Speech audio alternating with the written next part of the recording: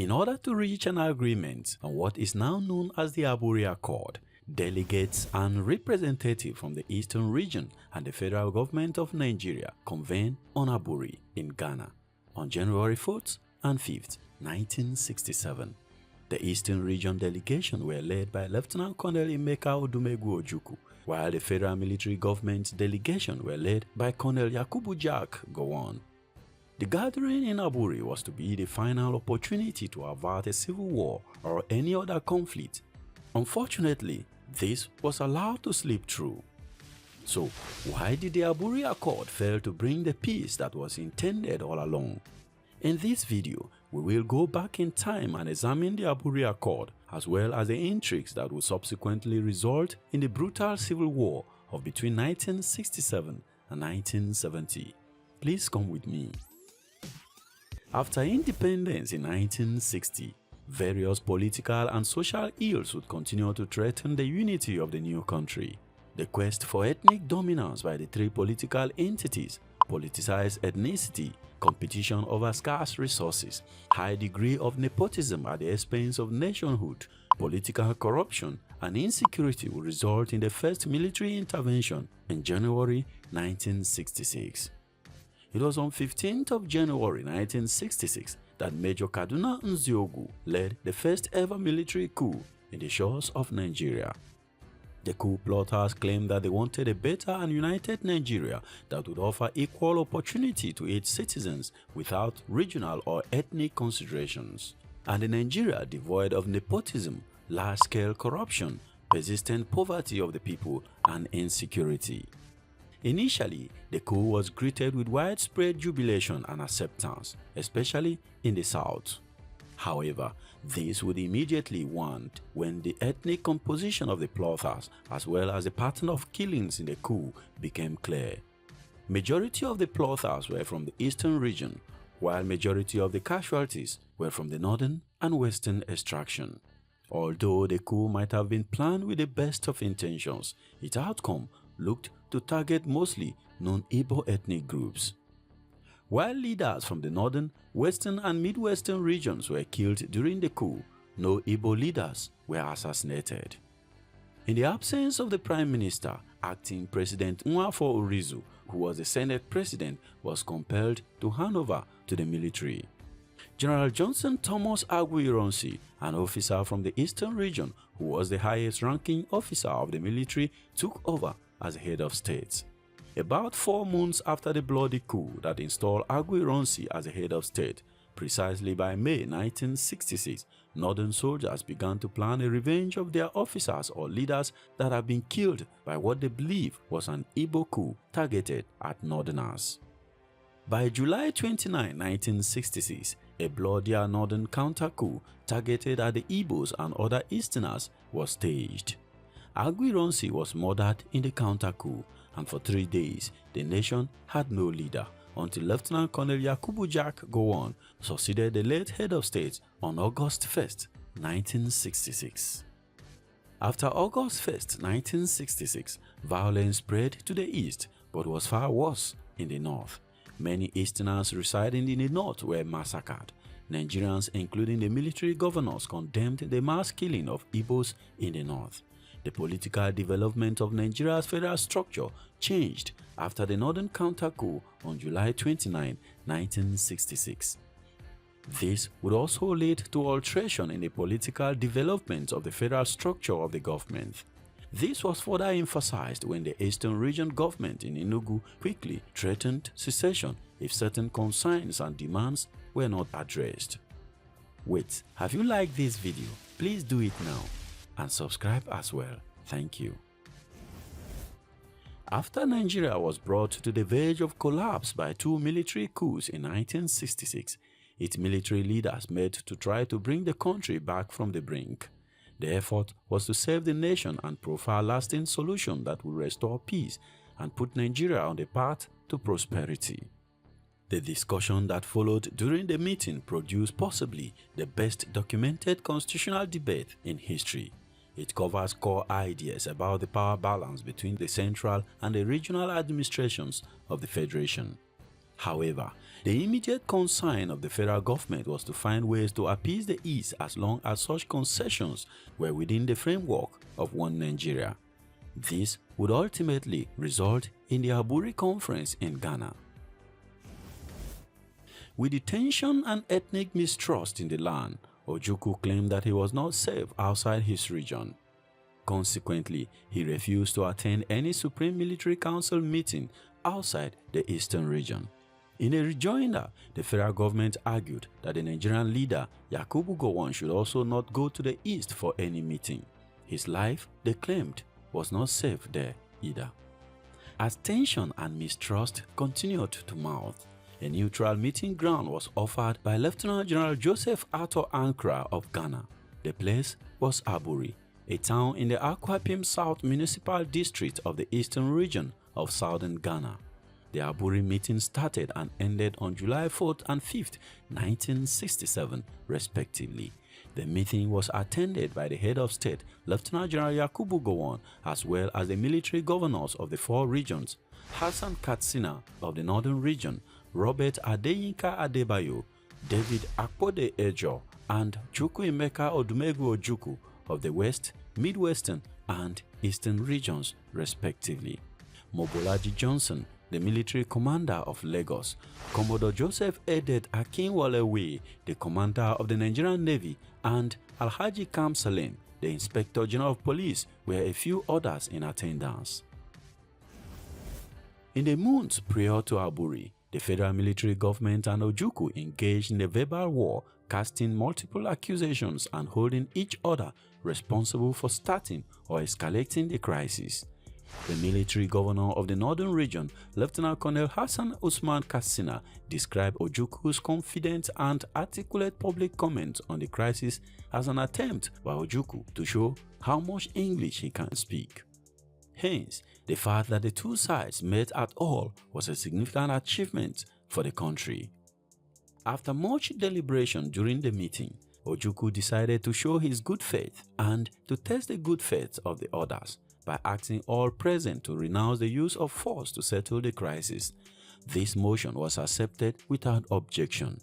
This may have played a key role in Gowon's subsequent reluctance to engage the East in a full-fledged war at the beginning of the conflict.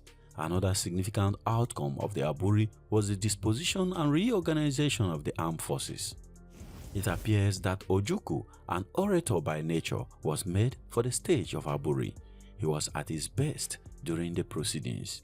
The non-military observers of the Aburi conference could not have missed the fact that Ojukwu was clearly the star of the show. Everyone wanted to please and concede to him. On the federal side, it was only Lieutenant-Colonel Hassan Katsina, the military governor of the northern region, who appeared to understand the significance of what was happening in Aburi. Anxious not to tolerate Ojukwu's domination over the proceedings for too long, he dared Ojukwu to secede and allow the other 3 regions to come together. Alarmed by this call, Ankara quickly interjected, "There is no question of secession when you come here to Ghana." Despite the federal military delegation's desire to appease and satisfy Ojukwu, Lieutenant-Colonel Hassan Katsina was more blunt than his colleagues. The debate over Nigeria's future national constitution also revealed the general distrust of the geopolitical groups in Nigeria's politics. The Eastern region supported a weak central government with a devolution of power to each regional government during the Aburi conference, while the northern-led federal military government supported a strong central government. This was an interesting reversal of each other's position a few months earlier. Remember that only a few months before, Northerners had been so opposed to a strong federal government that they had committed major pogroms against Igbos in protest of a decree issued by an Igbo head of state that intended to strengthen the federal government's authority. The idea of a powerful central government became suddenly appealing to the northern region now that a northerner was in charge of the country. Conversely, the mainly Igbo Eastern region had long advocated concentrating stronger powers in the central government. Now that the central government was no longer headed by an Igbo, the Eastern region was arguing for dissolution of powers of the central government. these contrasting positions, only a few months on, goes to expose the ethnic and regional sentiments that have been the bane of Nigeria's genuine progress even till today. Using his emotional skills and superior intellectual abilities, Ojukwu was able to persuade the other colonels that in order to keep Nigeria united as a country, its constituent region needed to first move a little apart from one another. Ojukwu used a metaphor to express his position, saying, "It is better that we move slightly apart and survive. It is much worse that we move closer and perish in the collision." Although this might have been a paradox, the colonels agree with Ojukwu's thinking. They all agreed to regional autonomy and called for a repeal of all the decrees that were passed after January 15. Ojukwu envisaged a ceremonial head of state that would act only with the concurrence of the various regional governments. Surprisingly, Gowon agreed to Ojukwu's argument without truly understanding the implications for the constitution. Having got what he wanted, Ojukwu wanted the agreement to be written rather than being just oral. He insisted that we must write it down in our decision quite categorically that the legislative and executive authority of the federal military government shall be vested in the Supreme Military Council because previously it has been vested in the Supreme Commander. By vesting official authority in the Supreme Military Council, of which Ojukwu was a member, rather than the Supreme Commander, Ojukwu could ensure that no meaningful decisions of the government would be taken without his consent. Ojukwu also proposed the use of Commander-in-Chief in place of Supreme Commander that was in use at the time. Ojukwu managed to get virtually everything he wanted and was so pleased by his sources that he even declared that he would serve under Gowon if Gowon kept to the agreement reached. At that point, Gowon arose from his table and embraced Ojukwu. Both Ojukwu and Gowon were driven back to the airport by Ankara, with Gowon and Ojukwu on either side of him. The fulcrum of the agreement at Aburi was that each region would be responsible for its own affairs and that the federal military government would be responsible for matters that affected the entire country. It appears no one at Aburi other than Ojukwu fully understood the constitutional implication of what was agreed. Ojukwu was obviously delighted with this. It will also explain why he was in such a hurry to implement the decisions that were taken and why Gowon had to break his promise. Despite the jovial and convivial atmosphere at the Aburi conference, the agreement was not implemented for a number of reasons. When Gowon returned to Lagos, his civil servants were shocked by the extent of his concession to Ojukwu. The permanent secretaries convened on January 28, 1967 to assess the agreement. They described the accord as impracticable. They further reported that the proposal that all appointments to top positions in the military, civil service and the diplomatic corps be unanimously approved by the Supreme Military Council would tend to paralyze the functions of the Federal Public Service Commission. The summary of their report was that the Aburi Agreement summed up to a confederation. Although many parts of the accord were impractical to implement, the all-or-nothing attitude of both the federal military government and Ojukwu towards the accord was myopic. There were many positives in the accord, the best perhaps being the implicit concept of regional autonomy skillfully negotiated by Ojukwu. Under this proposal, no significant decisions affecting a region could be taken without its consent. The failure to implement this part of the accord has enabled the federal government to time and time again impose its will on the regions, even when the federal will is opposed by that region. Then, from February 16th through February 18, 1967, Lieutenant-Colonel Yakubu Gowon summoned a meeting of the secretaries to the military government and other officials. The meeting, which held in Benin City, was at the instance of a memo written by one of the permanent secretaries concerning the Aburi Accord. The memo, which traced the long and hard road that Nigeria has traveled and stressed the need to keep a united nation, was written by Prince Solomon Akenzua, who later became the Erediowa I, the 39th Oba of Benin, on March 23, 1979. Overall, the Aburi was a big success. but the interpretation of what transpired at the meeting devalued the sources. Ironically, implementing the decisions agreed on at Aburi was necessary. Ojukwu then set March 31, 1967 as a deadline for unilateral implementation of Aburi Accord. Gowon, on the other hand, broke his promise and restated that the constitutional changes the East proposed at Aburi would not work because such changes would result to the end of Nigeria as a single nation. The failure of Aburi was the beginning of the end of the concept of regional autonomy and self-sufficiency in Nigeria. The consequences of this decision is still with us till this day. The federal government's determination to keep Nigeria united was strengthened by the discovery of significant reserves of lucrative crude oil in Ojukwu's eastern region. While the federal permanent secretaries were analyzing the Aburi document to which their leaders had signed, Ojukwu and the East had become adamant with their demands. On their own, the other military leaders on March 17, 1967 issued a significant policy, Decree No. 8, which conferred far more powers on the regional government than ever before.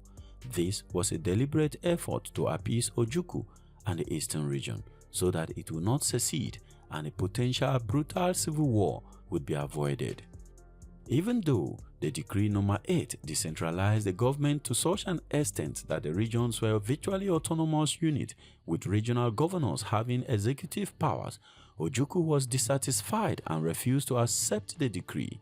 Ojukwu would reject the decree because a part of the decree provided that no region shall exercise its executive authority so as to impede or prejudice the exercise of the executive authority of the Federation, or to endanger the continuance of federal government in Nigeria. Further, it provided that the Supreme Military Council can also take appropriate measures against a region that attempts to secede from the rest of the Federation and could take over the functions of that region. The section Ojukwu and the East hated the most stated that the federal government could declare a state of emergency in any region which violated any of the above provisions on the consent of the remaining 3 regions instead of the unanimous decisions of all the 4 regions.